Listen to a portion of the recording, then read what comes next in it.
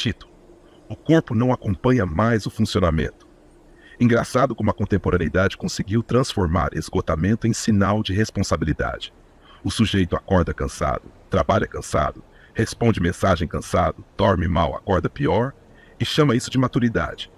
Como se sobreviver esmagado pela rotina fosse algum tipo de virtude moral. Aí aparece alguém na internet dizendo que o problema é falta de equilíbrio. Sempre tem um imbecil corporativo falando de equilíbrio enquanto responde e-mail meia-noite. Sempre tem um coach emocional vendendo rotina saudável pra gente que mal consegue parar 15 minutos sem sentir culpa. E continua tudo funcionando. Esse talvez seja o detalhe mais perverso da época. O sofrimento não interrompe mais nada. Antes o colapso aparecia como ruptura. O sujeito quebrava, parava, sumia. Hoje ele continua online, continua produzindo, continua comparecendo, continua sorrindo em reunião enquanto o organismo inteiro implora por redução de estímulo. O corpo continua biológico, mas o funcionamento virou algoritmo.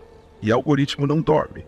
A plataforma não quer pausa, o aplicativo não quer silêncio. A economia da atenção não depende do seu bem-estar, depende da sua permanência.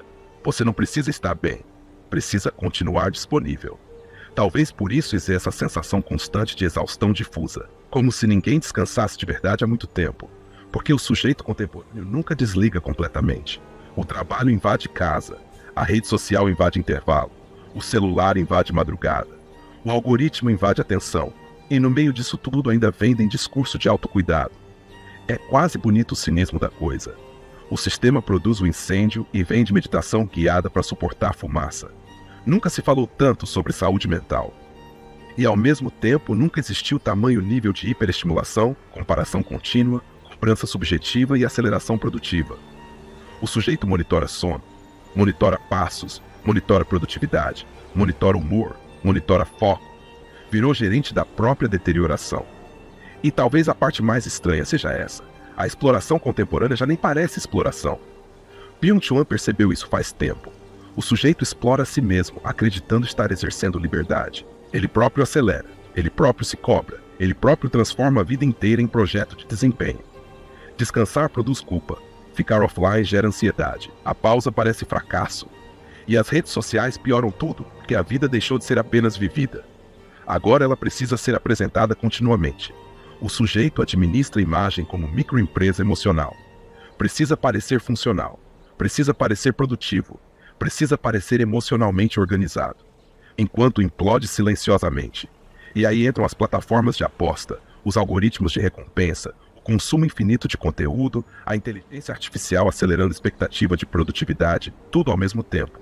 O indivíduo acorda devendo dinheiro, devendo desempenho, devendo atualização, devendo felicidade.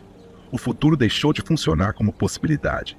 Virou extensão da cobrança. Talvez por isso tanta gente permaneça presa nesse estado estranho de funcionamento automático. Porque a lógica contemporânea não exige exatamente saúde, ela exige disponibilidade. Você pode estar ansioso, pode estar exausto, pode estar emocionalmente destruído, desde que continue operacional. E a inteligência artificial deixa isso ainda mais incômodo. Porque a máquina acelera o ritmo enquanto o corpo continua humano. O cérebro continua cansando. A atenção continua limitada. O organismo continua dependendo de pausa, mas o ambiente funciona em velocidade incompatível com qualquer recuperação psíquica decente. Aí aparecem insônia, irritabilidade, fadiga cognitiva, fragmentação atencional, exaustão emocional. E ainda assim o sujeito continua funcionando. Talvez porque o capitalismo contemporâneo tenha descoberto algo extremamente eficiente. O ser humano produz mesmo cansado. E talvez seja exatamente isso que deveria assustar mais.